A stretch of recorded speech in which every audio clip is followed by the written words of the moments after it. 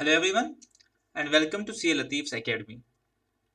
जैसा कि आप सब जानते हैं कि रिवाइज्ड आंसर की जो है जेके एसएसबी ने इशू कर दी है, तो हम एक छोटा सा वीडियो आप लोगों के साथ शेयर करेंगे जहां पे हमको ये बताएंगे कि रिवाइज्ड आंसर की के आने के बाद आप लोग अपने स्कोर जो है वो कैसे रिकैलकुलेट कर सकते हैं।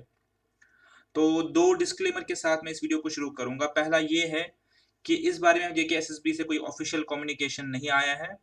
जो नोटिफिकेशन आप लोगों ने भी देखा होगा उसके बेसिस पे हम जो इसको इंटरप्रेट कर पा रहे हैं, जो हमारी अंडरस्टैंडिंग बन रही है based upon the wording of notification, उसके बेसिस पे हम आपके साथ जो है डिस्कशन कर रहे हैं। There has been no official word from JKSSB.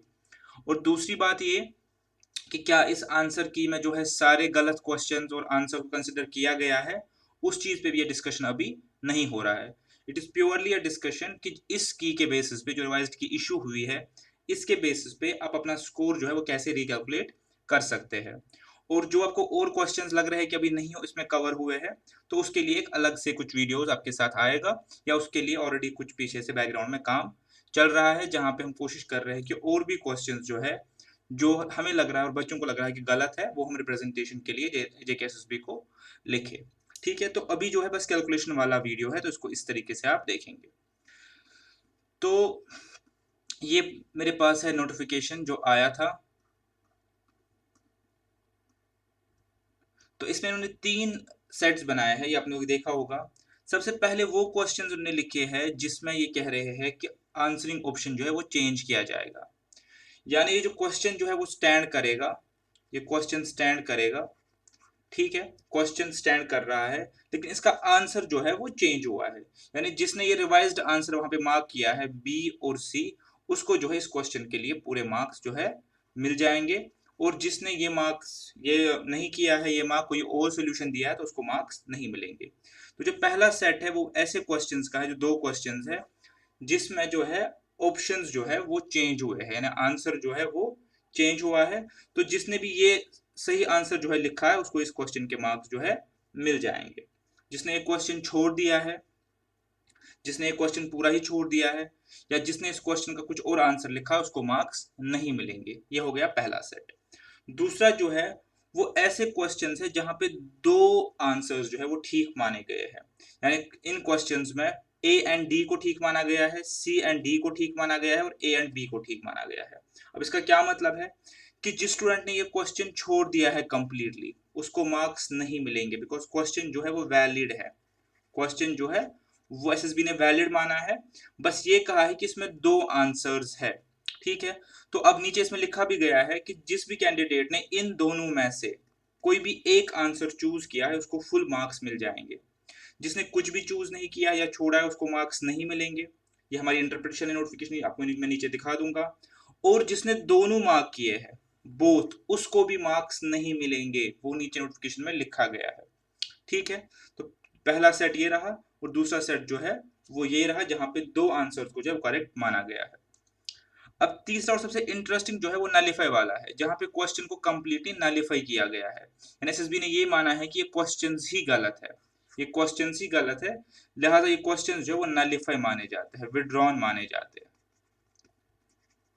ठीक है, तो अब आगे एसएसबी ने जो है इसके बारे में और बातें लिखी है जो हमें समझनी है।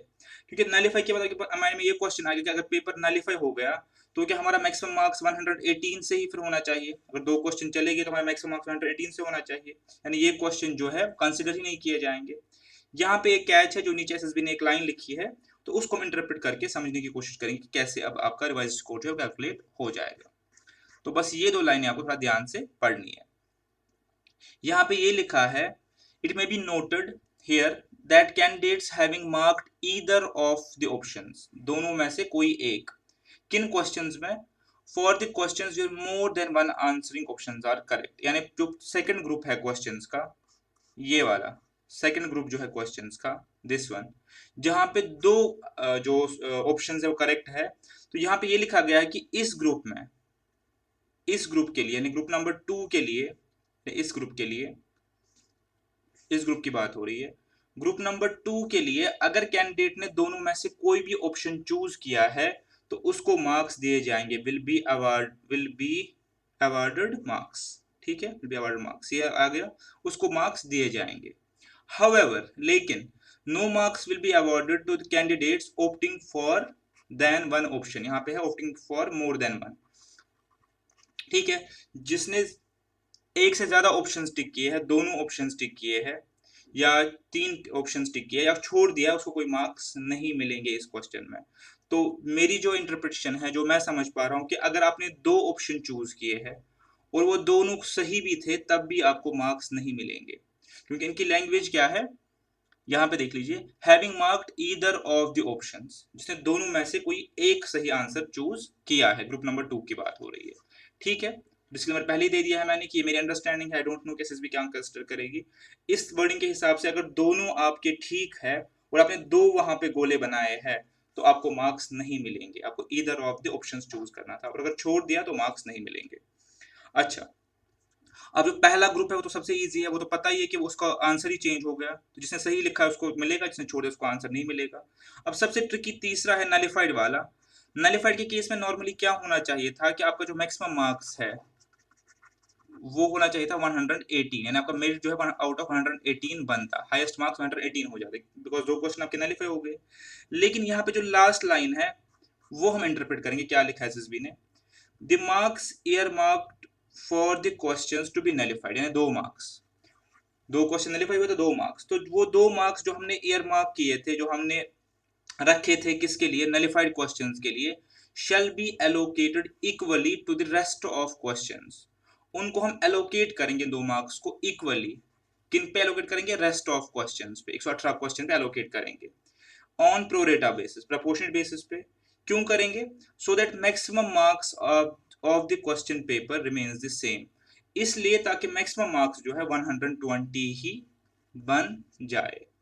ठीक है, तो अब यहाँ पे ये भी कर सकते थे एसएसबी वाले कि दो क्वेश्चन को नलिफाई कर दिया, मेरिट 118 से मेरिट बना लेते, लेकिन उन्होंने ऐसा नहीं किया है। ये कह रहे हैं जो दो मार्क्स है इनको हम प्रो रेटा डिवाइड करेंगे सारे क्वेश्चंस पे, उससे क्या होगा, मैक्सिमम मार्क्स हमारे सेम हो जाएंगे। तो अगर हम कैलकुलेशन करें उसके हिसाब से जो प्रो रेटा बेसिस पे जो बनेगा, तो हर क्वेश्चन के मार्क्स बनेंगे 1.017, और उस हिसाब से अगर आप देखेंगे आपका जो मैक्सिमम मार्क्स है 120 जो है वो बन जाएगा। ठीक है, तो ये हमारे हिसाब से इस नोटिफिकेशन की जो इंटरप्रिटेशन है, ऑफिशियली इसके बारे में कुछ हमारे पास कम्युनिकेशन नहीं है, लेकिन जो इन्होंने नोटिफिकेशन में दिया है वो हमने आप लोगों के साथ डिस्कस कर दिया।